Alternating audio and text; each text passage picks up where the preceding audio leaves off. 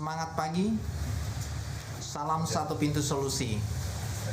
Sekali lagi, Rian Nasution, Managing Director Satu Pintu Solusi Consulting, dengan mengawali Bismillahirrahmanirrahim.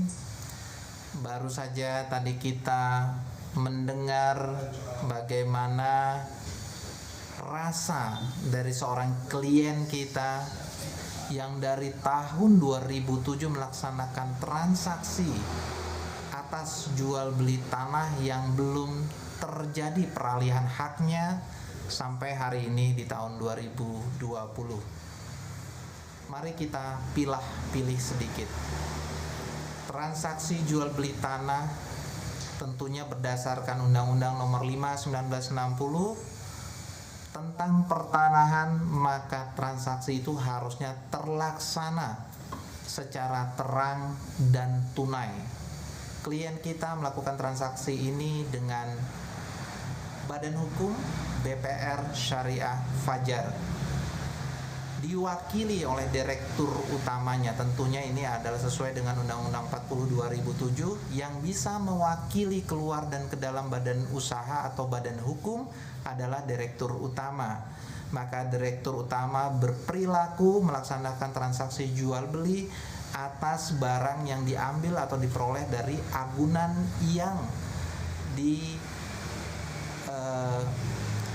oleh pihak BPR.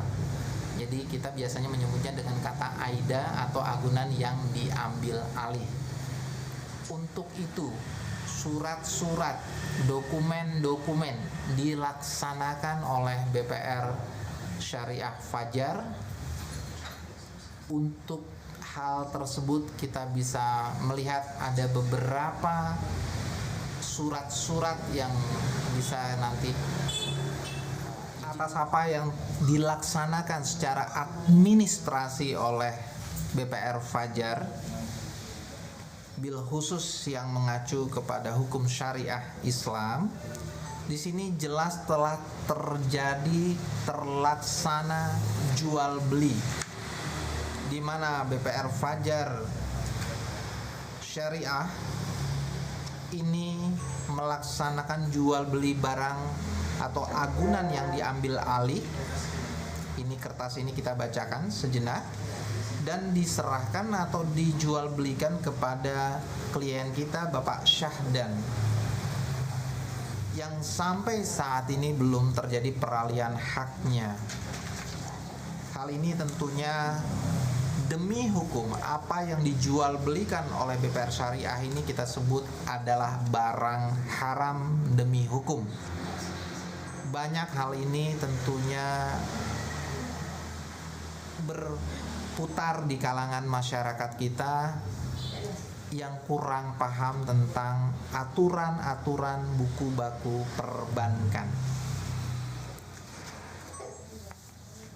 Atas dasar amanah yang diberikan oleh klien kita, maka kita mengingatkan kembali kepada BPR Syariah lewat surat-surat yang kita kirimkan, baik itu somasi 1 dan somasi 2, di mana dalam pertemuan kami dengan BPR Syariah mereka menyatakan bahwa ini adalah kesalahan pada direktur terdahulu, seolah-olah melepaskan jabatan direktur terdahulu dengan Badan Hukum BPR Syariah Fajar. Ini hal yang jauh dari ketentuan yang diatur oleh peraturan perundang-undangan, khususnya aturan perundang-undangan tentang perbankan yang diawasi oleh OJK. Berikutnya hal lain yang muncul, di mana ternyata klien kita sempat diindikasikan disomasi dengan tindak pidana penggelapan. Hal ini luar biasa. Hal ini sangat menyakitkan, sangat-sangat memberikan dampak psikologis yang berat buat klien kita. Seorang pemuka agama yang sangat kami sayangi, kami percayai. Tentunya ini sudah mencoreng nama baik beliau. Kami bawa hal ini, kami sampaikan ke BPR Syariah. Direktur utama yang saat ini menjabat di sini, beliau menyampaikan dalam suratnya kepada kami sebagai jawaban, yaitu dari Bapak Ide Bagus Hamdani, menyatakan dengan sangat lugas tetapi tidak dengan konsisten hukum yang jelas, disampaikan tidak pernah terjadi jual beli.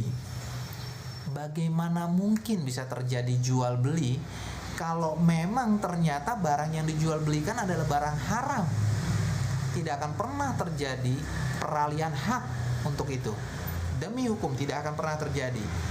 Lalu berikutnya, di alinea berikutnya disampaikan kepada kami bahwa uang yang dibayarkan oleh klien kami itu katanya uang titipan. Dari mana ada kata uang titipan? Klien kami tentunya memahami konteks ini dalam akad jual beli. Luar biasa. Pembodohan hukum yang dilakukan oleh BPR Fajar ini menjadi hal yang perlu diangkut demi hukum. Berikutnya yang disampaikan oleh mereka di sini adalah bahwa pembelian ini adalah bagian dari yang salah dalam prosedural, dan mereka menyalahkan hal ini pada direktur terdahulu. Apakah pintar sekali mereka sehingga tidak paham tentang Undang-Undang 40 tahun 2007, di mana orang yang bisa mewakili badan hukum baik keluar ataupun ke dalam itu adalah direktur utama. Dia berperilaku sebagai pejabat, bukan subjek hukum biasa. Sungguh sangat disayangkan jawaban seorang direktur utama kita ini. Maka untuk itu sekali lagi, demi keadilan yang kita mau, demi keadilan yang harus ditegakkan walaupun bumi ini dalam kondisi bergetar, langit dalam kondisi runtuh, maka kita akan bawa ini dalam upaya hukum. Saat ini kami sudah membawa ini dalam